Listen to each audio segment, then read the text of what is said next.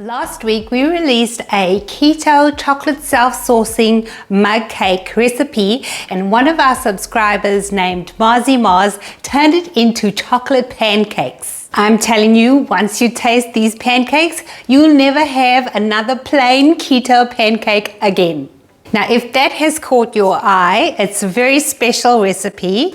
It's a bread made in a bread maker, keto friendly, and no vital wheat gluten, so it's gluten-free. And I think it's the first on the internet. Obviously, I'm really excited about this recipe, and if you have a bread maker and you're gluten-free, keto, you were gonna need this. So we're gonna be releasing that recipe next week, Wednesday, because of course, this is Wired Up Wednesday. Anyway, the nutritional information and your shopping list is listed in the description box, and let's get into this recipe now.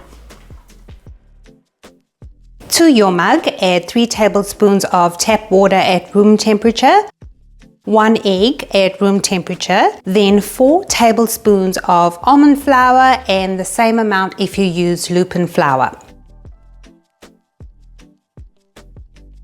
Next, 2 tablespoons of cocoa powder, and I'm using a dark cocoa powder, but you can use any. And then 3 tablespoons of sweetener, I use powdered.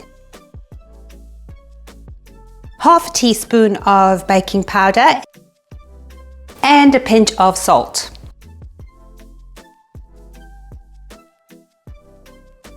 Mix that together really well until fully combined.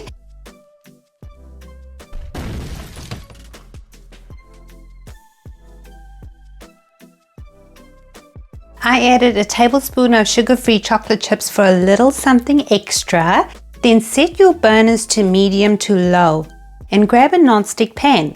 Lightly grease the pan and then add all of the batter to the pan at once. You will see it spread out all by itself, and you want to add a lid to lock in the gentle heat. And that means we won't have to turn this pancake over. Mine took about 3 minutes to cook, and here I just loosened it a little from the pan and it slid out onto my plate.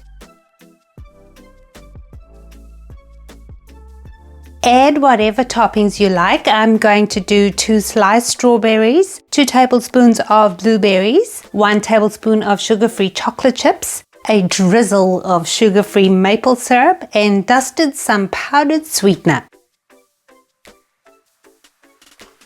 Good luck keeping this away from the non-keto people in your house.